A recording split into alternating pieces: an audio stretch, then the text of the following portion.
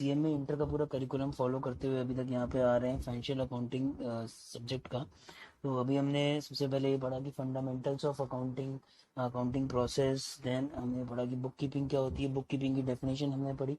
अब हम पढ़ेंगे फाइनेंशियल अकाउंटिंग जो हमारा सब्जेक्ट है उसकी प्रॉपर डेफिनेशन क्या होती है। ओके सो अगर लेमन टर्म्स में कोई अकाउंटिंग की बात करता है तो वो फाइनेंशियल अकाउंटिंग की ही बात होती है। अगर लेमन टर्म्स में बोलूँगा तो फाइनेंशियल अकाउंटिंग इज अकाउंटिंग।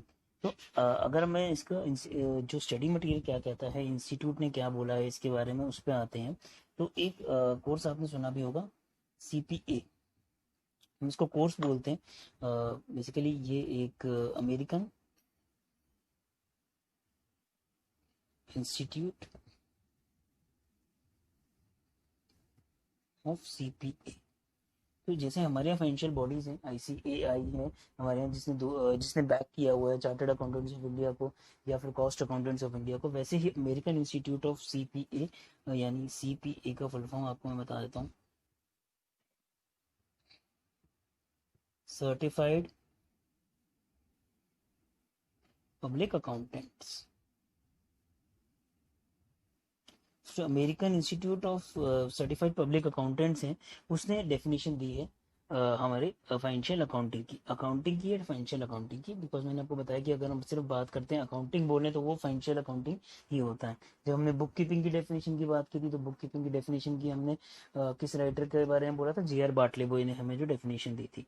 तो ऐसी बात करते हैं कि अब American Institute of Certified public accountant ने अकाउंटिंग को क्या बोला। तो बुक कीपिंग पे हमने बात की थी कि इज एन आर्ट, आर्ट की बात की थी वहां पे। तो जब भी हम बात करते हैं किसी भी रिकॉर्ड कीपिंग की, किसी भी कंसोलिडेशन की है, समराइजेशन की है, रिप्रेजेंटेशन की, तो वो आर्ट होता है। बिकॉज एक पर्टिकुलर फॉर्मेट हमें उसमें फॉलो करना होता है कि इस तरीके से ही हमें उसको रिप्रेजेंट करना है, इस तरीके से ही हमें उसको रिकॉर्ड करना है। तो अगर इसकी डेफिनेशन पे आते हैं अब, तो N art of recording.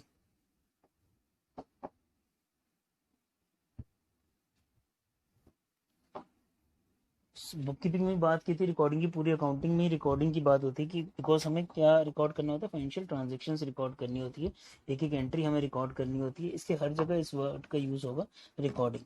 Example मैंने आपको रिकॉर्डिंग का दिया था कि अगर आपने 100 रुपये का भी खर्चा क्लाइंट पे किया है तो आप उसको अपनी बुक्स में रिकॉर्ड करोगे, लिखोगे। यानी अगर लेमन भाषा में बोले तो लिखोगे, तो इसका मतलब रिकॉर्ड करोगे। तो एन आर्ट ऑफ रिकॉर्डिंग, तो ये जो डेफिनेशन हमें बताता है American Institute of Certified Public accountants, definition जो हमें बताता है फाइनेंशियल अकाउंटिंग की, सबसे पहले कहता है कि N art of recording. Recording के बाद फर्स्ट स्टेप इसने बोला रिकॉर्डिंग, सेकंड स्टेप क्या बोलता है, क्लासिफाइंग।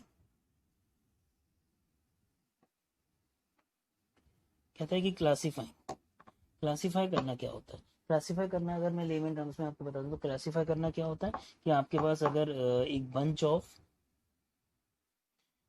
ऑफ किसी भी चीज़ का बंच है, तो अगर मैं उसको बोलता हूँ कि आप उसको बाइफिकेट कर दीजिए, तो आप एक तरह का सामान ए में डालेंगे, दूसरी तरह का बी में और तीसरी तरह का सी वाले बॉक्स में डालेंगे। अगर मैं बात करता हूँ क्लासीफाइंग की अकाउंट्स के उसमें, तो मेरे पास बंच ऑफ ट्रांजेक्शन आती है।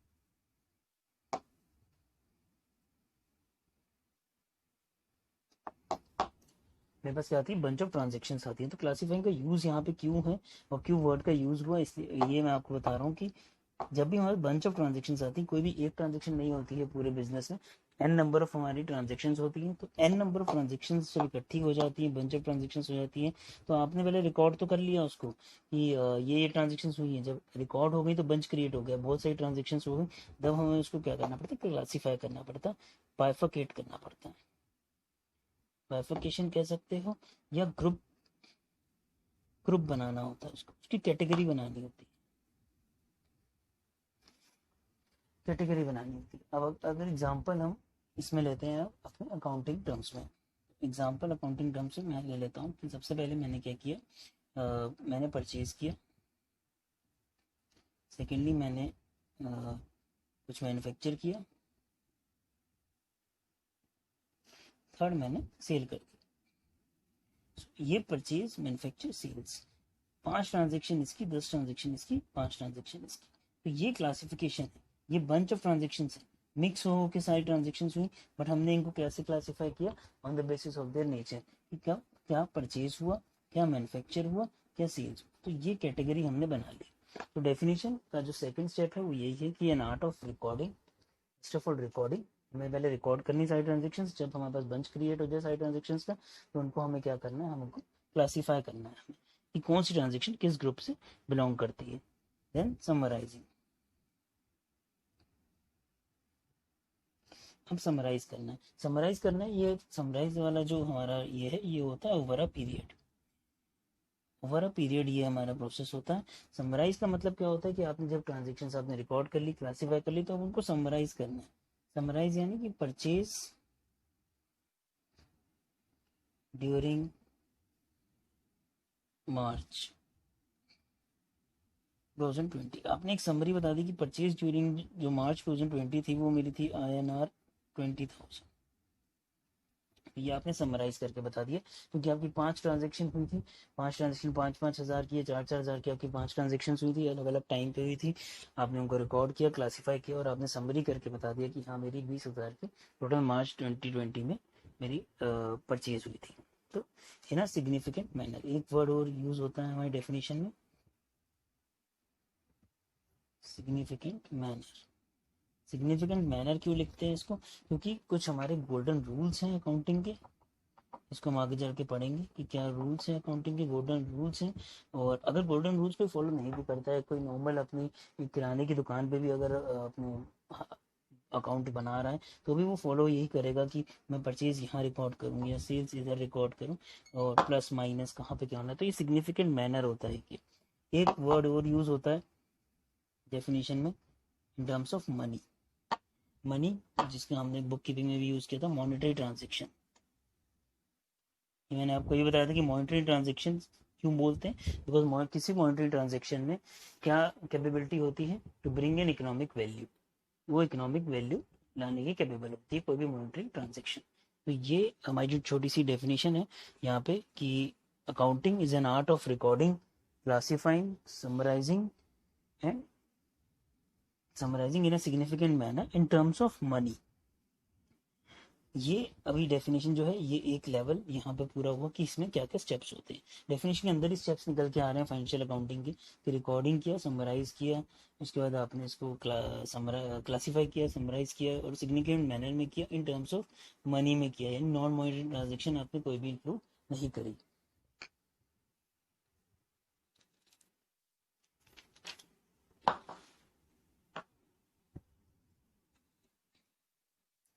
ठीक है, ये सब आपने कर लिया। उसके बाद अब इन टर्म्स ऑफ मनी क्या, तो हमने बोला monetary transactions and events. Definition क्या बोलती है, and events which are in part at least of financial character।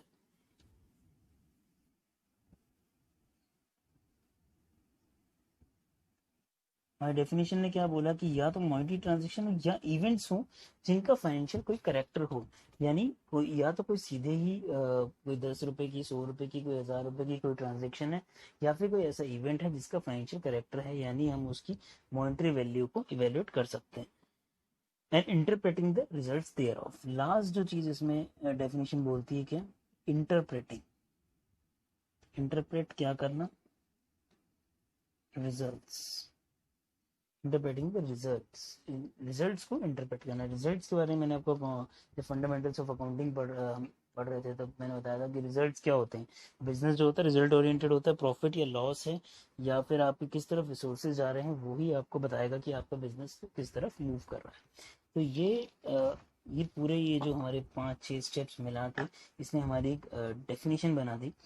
क्या डेफिनेशन बनी है हमारी, कि accounting is an art of recording, classifying, summarizing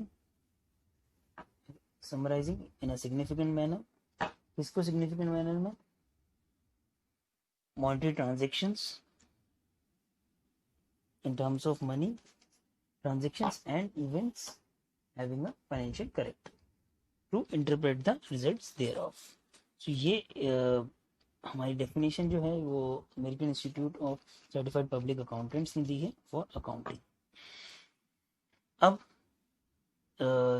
cycle of accounting को पिक्चर में लाएंगे और स्टेप बाय स्टेप देखेंगे क्या फर्स्ट स्टेप होता है अकाउंटिंग का, क्या सेकंड स्टेप होता है। इस डेफिनेशन से आपको पता लग गया बस ये डेफिनेशन जो है अब आपको याद करने की जरूरत नहीं है, बिकॉज अब आपको ये समझ आ गई है, स्टेप्स आपको पता है, तो आप डेफिनेशन लिख सकते हो आराम से कि recording, classifying, summarising significant manner in terms of money transactions and events of financial character and to interpret the results thereof. ये हो गया, ये हमारी डेफिनेशन हो गई। अब बात करते हैं कि साइकिल ऑफ अकाउंटिंग में जो हमारे स्टेप्स आते हैं कि फर्स्ट सेकंड थर्ड करके क्या स्टेप्स आते हैं।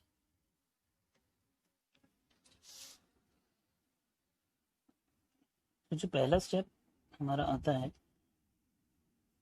साइकिल ऑफ अकाउंटिंग में, वो क्या आता है, आइडेंटिफाई, यहाँ पे मैं लिख देता हूँ साइकिल, आइडेंटिफाई द ट्रांजेक्शंस। जो डेफिनेशन में हमने वर्ड यूज किया था क्लासीफाई, वो क्लासीफाई इसी वर्ड पे लेके आता है हमें, कि यहाँ पे हमने यूज किया था कि क्लासीफाई, क्लासीफाई हमें इसी बात पे लेके आता है कि आइडेंटिफाई द ट्रांजेक्शंस। आपको ट्रांजेक्शंस को अब क्या करना है, आइडेंटिफाई करना है। सबसे पहला स्टेप तो यही है कि आपने उसको रिकॉर्ड करना है नहीं करना। क्लासीफाई से भी पहले आपकी एन नंबर ऑफ ट्रांजेक्शंस हुई है। मैं एग्जांपल देता हूँ आपको यहाँ पे कि एक ट्रांजेक्शन है आपकी, कि आपकी किसी की डील हुई है, डील ऑफ गुड्स, और वो डील प्लेस नहीं हुई है, क्योंकि ये ट्रांजेक्शन रिकॉर्ड नहीं करनी है। जब वो डील जो है हमारी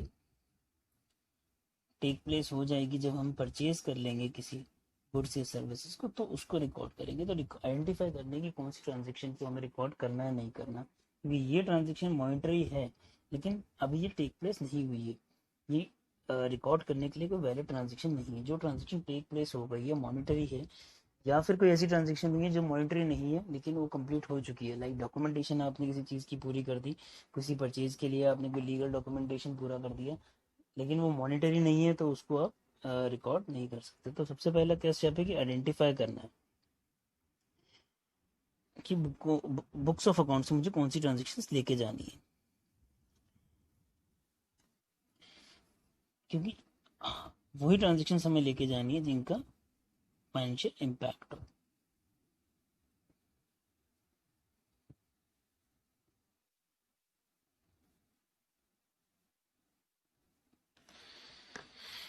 ओके, तो एग्जांपल यहाँ पे थोड़ा सा और एलैबोरेट करके देखते हैं कि क्या example. Businessman negotiates with the customer regarding the supply of products में से मैंने बोला कि अभी हमने एक नेगोशिएशन किया, नेगोशिएट किया बिजनेसमैन ने कि 100 रुपये में मैं आपकी ये 5 गुड्स जो है लूँगा, परचेज करूँगा। तो ये इस चेक पे ट्रांजेक्शन को जो है रिकॉर्ड नहीं करना है हमें, क्योंकि इस टाइम कोई भी मॉनेटरी वैल्यू नहीं बनी है इसकी। जैसे डील है, अभी इसकी ये जो डील है इसको ये टेक प्लेस नहीं हुई है अभी। जब हम इसके डेप्थ में जाएंगे कॉन्सेप्ट्स में, तब आप कह सकते हो कि हाँ ये आप इसका प्रोविजन पकड़ सकते हो या इसको दूसरी टर्म्स में देख सकते हो। बट अभी जैसे हम बेसिक को लेके चल रहे हैं, इसलिए इस टाइप की ट्रांजेक्शन जहाँ पे सिर्फ नेगोशिएशन हुई है, कोई भी डील प्लेस नहीं हुई है, तो वहाँ पे अभी इसको हम रिकॉर्ड नहीं करेंगे। जब ये ट्रांजेक्शन हमारी हो जाएगी, जब हमने 100 रुपये का वो सामान परचेज कर लेंगे, तब हमारी वो वैलिड ट्रांजेक्शन हो जाएगी।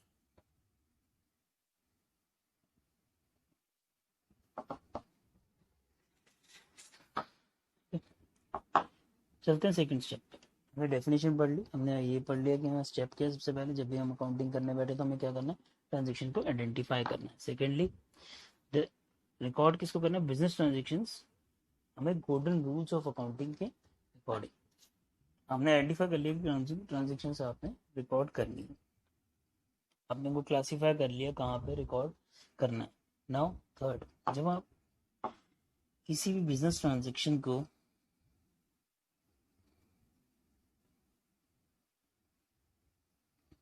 रिकॉर्ड करने जाते हो, तो कुछ रूल्स होते हैं जिनको हम क्या बोलते हैं, golden rules of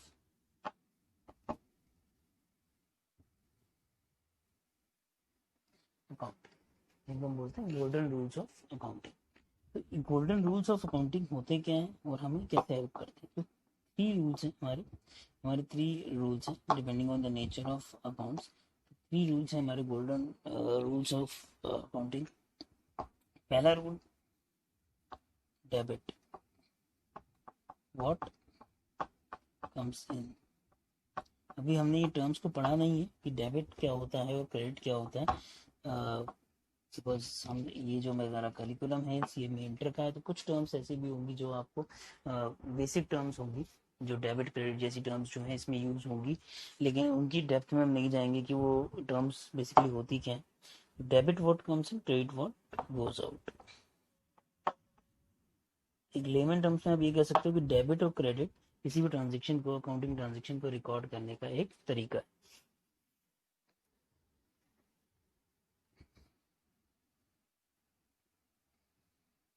second rule हमारा क्या कहता है, debit all the expenses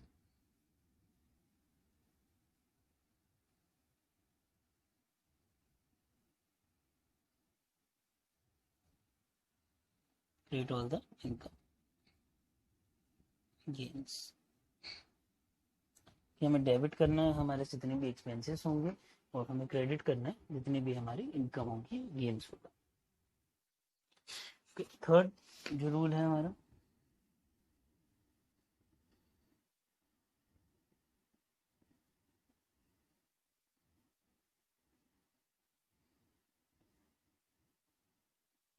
debit the receiver, credit the giver.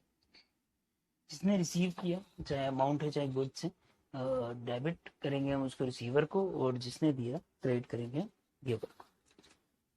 तो ये गोल्डन रूल्स ऑफ अकाउंटिंग के अकॉर्डिंग हमें बिजनेस ट्रांजेक्शन्स को रिकॉर्ड करना होता है सिस्टमेटिक मैनर में।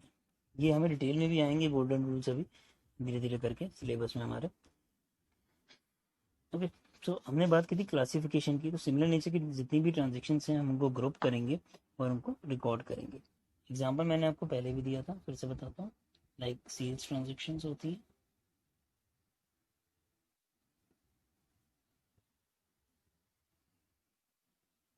सेल्स ट्रांजेक्शन है,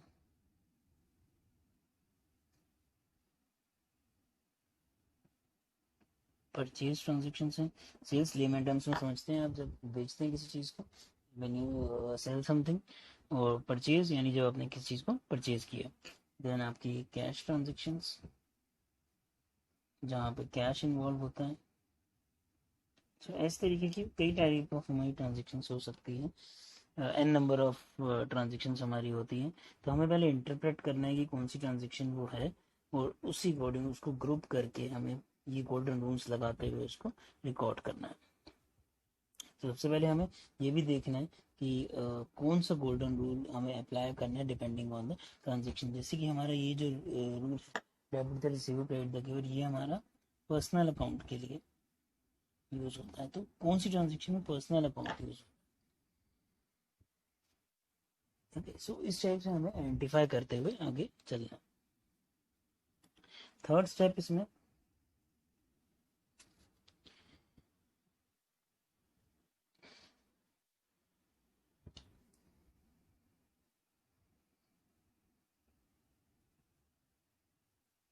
समराइजिंग। पहले हमने आइडेंटिफाई कर ली कौन कौन सी ट्रांजेक्शन हमें रिकॉर्ड करनी है, हमने उनको ग्रुप कर लिया और गोल्डन रूल्स के अकॉर्डिंग बिजनेस ट्रांजेक्शन को हमने रिकॉर्ड कर लिया। अब हम उनको समराइज करना है। तो जब आपकी एन नंबर ऑफ ट्रांजेक्शन हो जाती हैं तो आपको समराइज करना पड़ता है कि कौन सी ट्रांजेक्शन किस किस तरीके से हम उसको समराइज करके दिखाएं। सो समराइजिंग वाला जो हमारा स्टेप है, इसका एंड रिजल्ट क्या होता है, interpret the profit loss position of resources, मतलब किसी भी टाइप का रिजल्ट। ये जो समराइजिंग वाला हमारा स्टेप है, ये हमें लेके जाता है इंटरप्रेटिंग द रिजल्ट्स की तरफ। जब आपने रिकॉर्ड कर लिया, आपने आइडेंटिफाई किया, रिकॉर्ड किया, अब आपने उसको समराइज करके ये निकाला कि मेरे बिजनेस जो है वो किस तरफ जा रहा है, इंटरप्रेट करे आपने रिजल्ट्स। सो फाइनेंशियल अकाउंटिंग की हमने डेफिनेशन पढ़ ली, जो हम American Institute of Certified Public Accountants ने जो हमें प्रोवाइड करी है। An art of recording, classifying, summarising in a significant manner in terms of money transactions and events of financial character, interpreting the results, to interpret the results thereof। हमने पढ़ा कि cycle of accounting जो हमारी definition से निकल के आ रहा है। सबसे पहले आपको आइडेंटिफाई करनी है कौन सी ट्रांजेक्शन आपने रिकॉर्ड करनी है। देन हमें बिजनेस ट्रांजेक्शन्स को रिकॉर्ड करने में कौन सा गोल्डन रूल ऑफ अकाउंटिंग लगाना है, यानी क्लासीफाई कैसे करना है कि कौन सी ट्रांजेक्शन कौन से टाइप ऑफ अकाउंट से बिलोंग करती है और कहाँ पे कौन सा गोल्डन रूल लगेगा। देन हमारा समराइज करके उनको हमें रिजल्ट्स निकालना है। रिजल्ट्स बेसिकली मोस्टली तीन ही फॉर्म्स में होते हैं, प्रॉफिट, लॉस या पोजीशन ऑफ सोर्सेज। अब इस टॉपिक को कंक्लूड करने के लिए लास्ट में हम थोड़ा सा इस चीज़ पे लाइट डालेंगे कि आर्ट और साइंस। हमने पीछे बोला कि अकाउंट जो है आर्ट है, तो ये हम 11th क्लास से पढ़ते आए हैं कि ये एक हमेशा से कन्फ्लिक्ट एरिया रहता है कि अकाउंटिंग इज एन आर्ट तो अकाउंटिंग इज एन साइंस। तो अकाउंटिंग इज एन आर्ट और साइंस। तो अकाउंटिंग को यहाँ पे आर्ट हमने क्यों बोला, बिकॉज आप बोलोगे कुछ प्रिंसिपल्स भी यूज कर रहे हो, आप रूल्स भी यूज कर रहे हो, स्टैंडर्ड्स भी यूज कर रहे हो। Despite of using all this, हमने इसको आर्ट इसलिए बोला बिकॉज ऑफ इंटरप्रिटेशन।